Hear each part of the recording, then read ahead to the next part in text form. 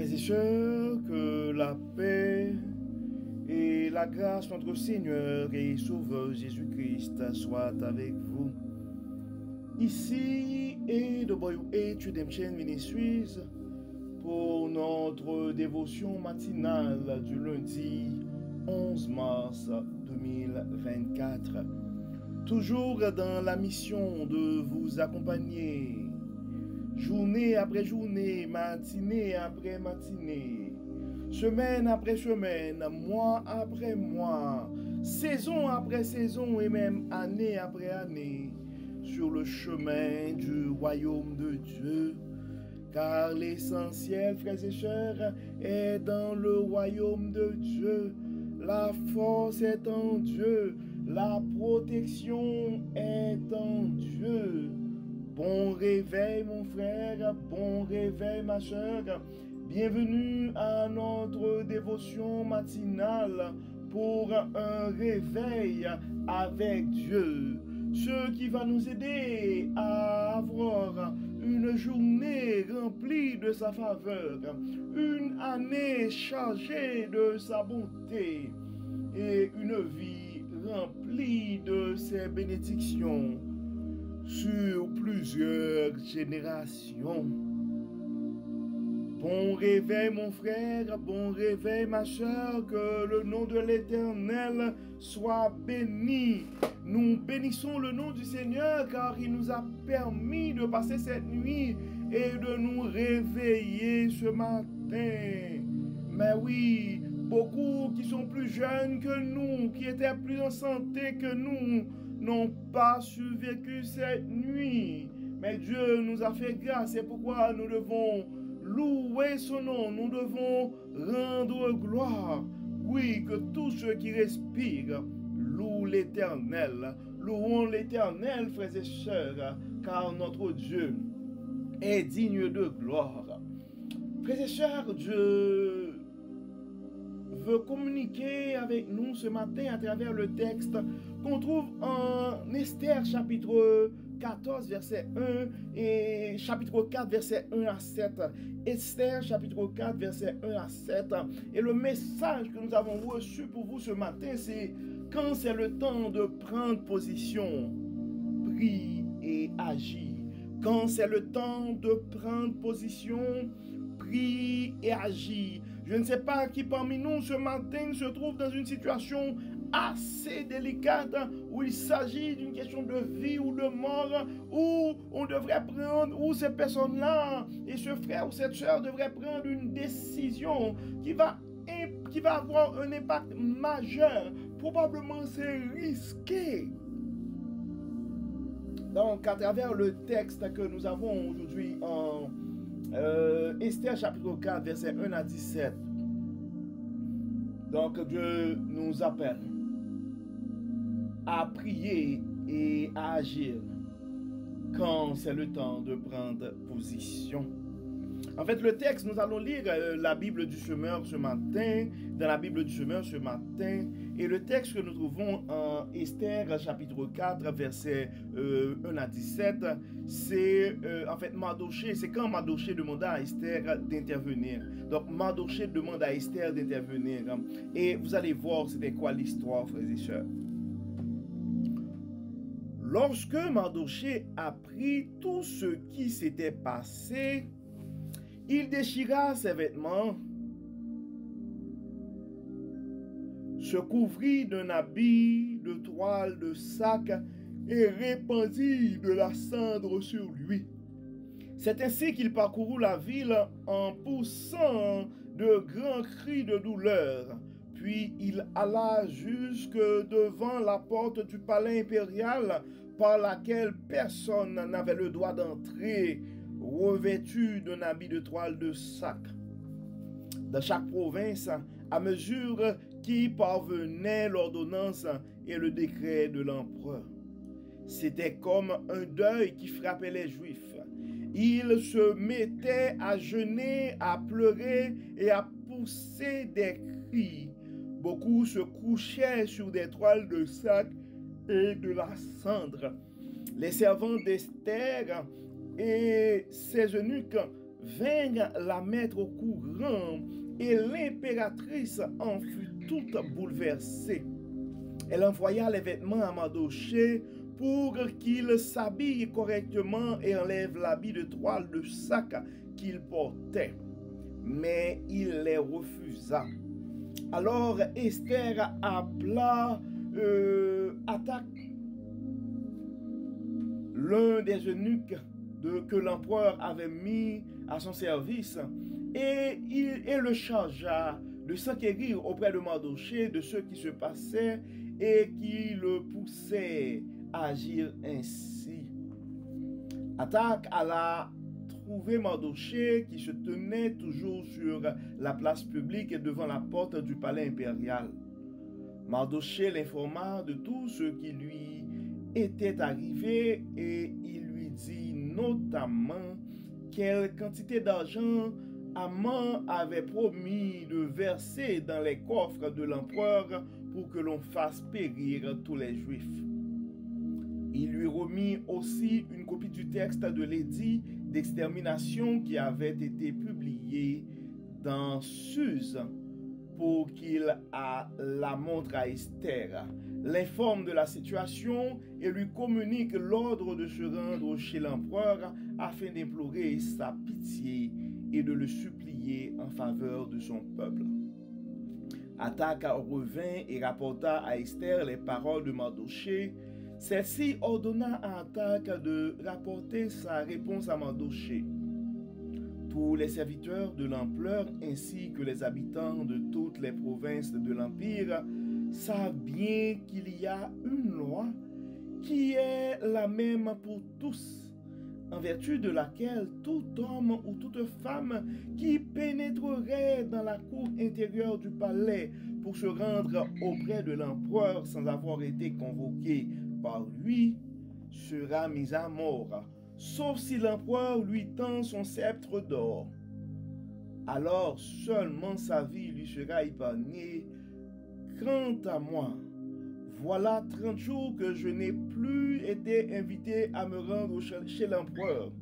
Lorsqu'on eut rapporté à Mardochée les paroles d'Esther, il lui fit répondre: ne t'imagine pas qu'étant dans le palais impérial, tu seras épargné à la différence de tous les autres Juifs.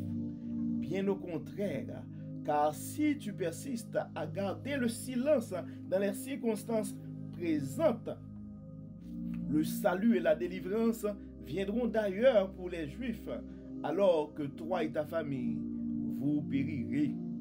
D'ailleurs, qui sait si ce n'est pas en vue de telles circonstances que tu es devenue impératrice.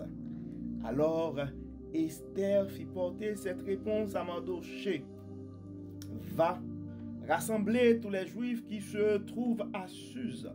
Jeûnez pour moi, sans manger ni boire pendant 3 jours et 3 nuits. J'observerai de mon côté le même jeûne avec mes servantes. Ensuite, je me rendrai chez l'empereur, malgré la loi. Si je dois mourir, je mourrai. Mardochée partit et fit ce qu'Esther lui avait commandé. Le texte, c'est tellement bien expliqué, c'est tellement clair, frères et sœurs. On pourrait juste terminer notre dévotion de ce matin, prier sans avoir à commenter. Donc le message que nous avons reçu ce matin est le suivant: quand c'est le temps de prendre position, prie et agis.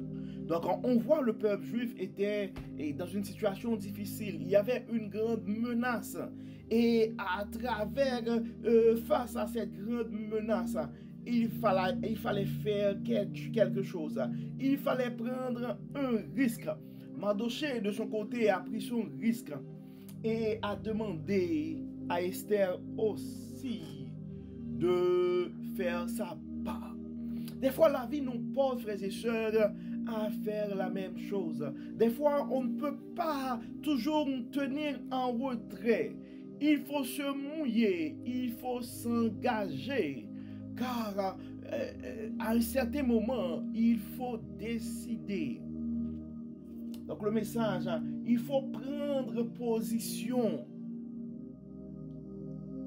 Et on voit des fois, ce sont des positions qu'on devrait prendre pour soi-même, pour sa carrière, pour sa vie, pour son entreprise. Ça pourrait arriver que ce sont des positions que nous devons prendre pour nos enfants, pour nos parents, pour notre famille. Des fois, on peut se trouver dans une situation aussi où on devrait prendre une position pour notre peuple, pour les gens qui nous aiment. Des fois, on doit prendre des positions aussi pour le ministère. On doit prendre des positions aussi pour faire briller la gloire de Dieu. Mais des fois aussi, on hésite parce qu'on veut protéger son statut. On veut protéger ses acquis. On veut protéger son pouvoir. Mais comme on a vu que Esther et Mardochée avaient utilisé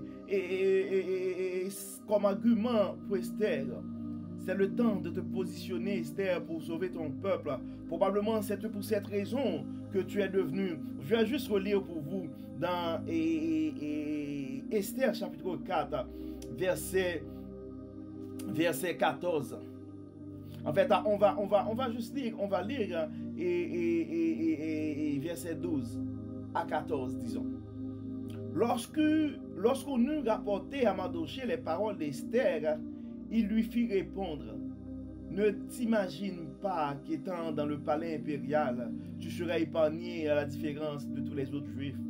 Verset 14. Bien au contraire, car si tu persistes à garder le silence dans les circonstances présentes, le salut et la délivrance viendront d'ailleurs pour les Juifs, alors que toi et ta famille vous périrez.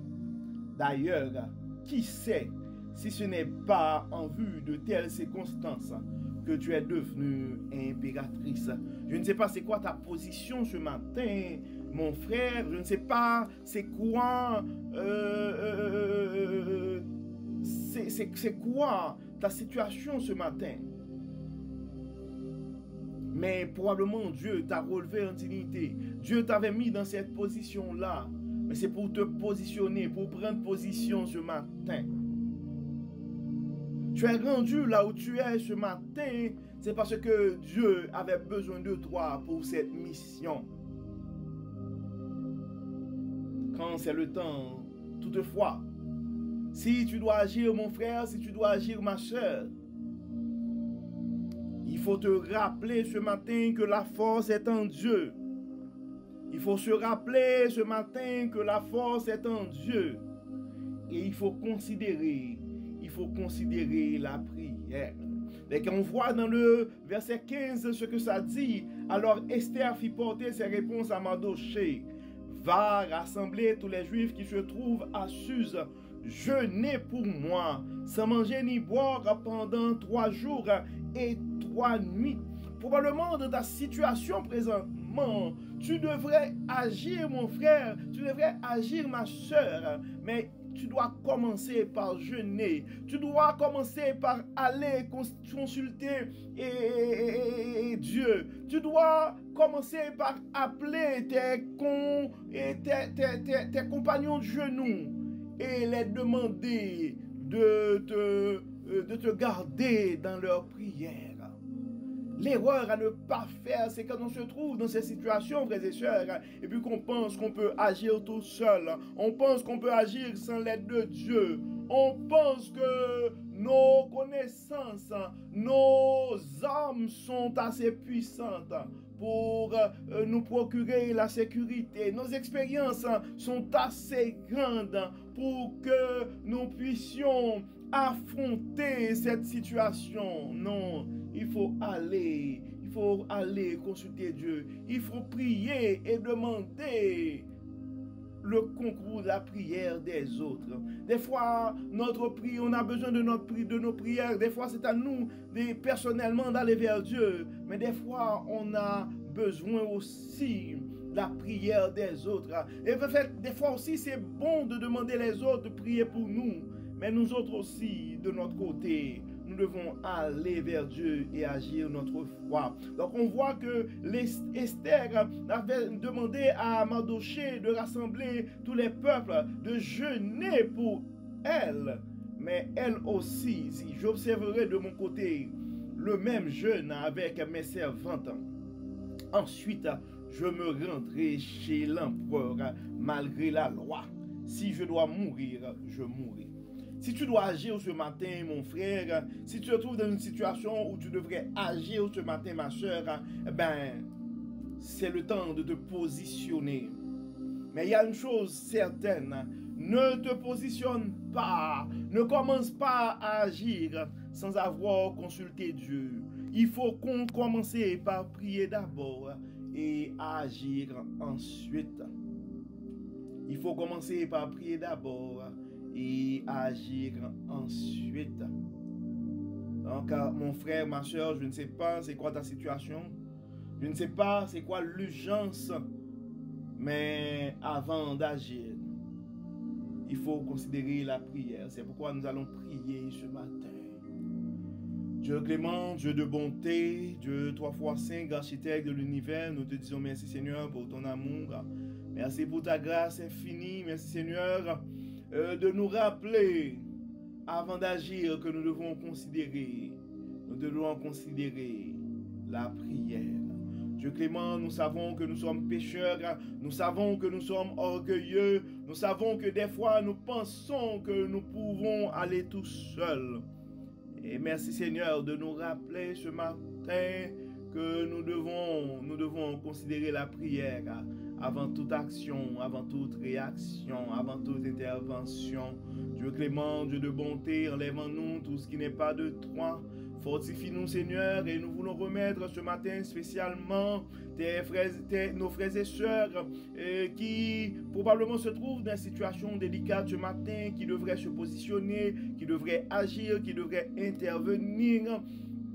Certains d'entre eux probablement sont déjà en grande difficulté et il va falloir qu'une intervention soit faite en urgence. Nous te demandons, Dieu clément, d'intervenir en leur faveur. Nous demandons, Seigneur, de les protéger, de les fortifier. Nous demandons, Seigneur, de tracer la route pour eux autres. Probablement, certains devraient quand même témoigner. Probablement, certains d'autres ont des audiences. D'autres pourraient avoir une entrevue, ou devraient prendre une décision. Dieu de toute inspiration, Dieu de toute force, Dieu de toute protection, nous te demandons, nous réclamons ta protection ce matin pour nos frères et sœurs. Dieu de toute force, Dieu de toute puissance, et ça demande la bravoure, probablement la décision que nos frères et sœurs devraient prendre ce matin.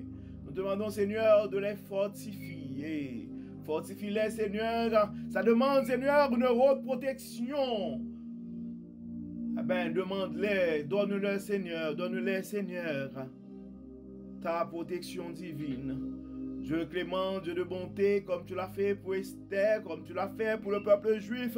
Beaucoup de nos frères et sœurs ont besoin de ton intervention, ont besoin de ta protection, ont besoin de ta couverture ce matin, ont besoin de ta puissance ce matin. Interviens, Seigneur, interviens dans nos vies, interviens, Seigneur, dans nos circonstances, interviens, Seigneur, dans nos impasses, interviens, Seigneur, dans nos crises de société, nos crises de famille, nos crises et à tous les niveaux. Interviens, Seigneur. D'autres, probablement, ce sont des situations de santé et devraient prendre une grande décision par rapport à une intervention chirurgicale ou par rapport à un traitement quelconque. Dieu de bonté, Dieu de miséricorde, donne à nos frères et sœurs, donne à tes enfants bien-aimés le courage non seulement de se positionner, le courage d'affronter cette réalité. Donne-leur aussi la sagesse, Seigneur, de pouvoir prendre la bonne décision. Et Dieu clément, nous comptons sur toi. Nous ne pouvons rien faire sans toi, Dieu puissant. Notre puissance, notre force est en toi. Notre sécurité est en toi. Notre protection est en toi. Protège, Seigneur, protège. Délivre, Seigneur, délivre. Pitié, Seigneur, pitié. Dieu de bonté, Dieu de la grande faveur, malgré nos manquements, ne rentre pas en jugement à tes enfants ce matin et fais grâce, Seigneur. Fais grâce, Seigneur. Pardonne, Seigneur. Protège, Seigneur. Guéris, Seigneur. Délivre, Seigneur. Au nom de Jésus, nous prions. Amen. Amen. Oh, pardonne-nous, Seigneur, et exauce-nous. Frères et sœurs, nous arrivons au terme de notre dévotion pour cette journée de lundi 11 mars 2024. Nous espérons que votre âme a été bénie, que vous avez reçu cette puissance que vous avez besoin, que cette puissance de Dieu ce matin, cette force, et j'ai toi, mon frère, et qui a besoin, qui devrait agir ce matin, qui doit agir ce matin. Nous espérons que tu reçois, que nous espérons que le Saint-Esprit, la force de Dieu est avec toi ce matin. Et d'ici là, nous vous souhaitons un très bon lundi. Une excellente semaine sous le regard du Dieu Tout-Puissant. Que le Seigneur nous garde, que le Seigneur nous protège et que le Seigneur nous donne le courage de pouvoir agir pour la gloire de son nom et pour la protection de son peuple. Au nom de Jésus. Amen. Amen. Encore une fois, bon lundi, frères et sœurs. Et n'oublions pas de partager nos messages, nos méditations, nos dévotions à nos frères et sœurs qui sont sur les réseaux sociaux, car on ne sait jamais ce que la parole de Dieu peut faire dans la vie de l'un de ses amis. Et d'ici là, encore une fois, bonne journée sous le regard du Dieu Tout-Puissant. Et on se donne rendez-vous demain, mardi, pour une nouvelle dévotion sur le même channel, EWH Redemption Ministries. Encore une fois, bon lundi. Que le Seigneur nous garde, que le Seigneur nous protège. Au nom de Jésus.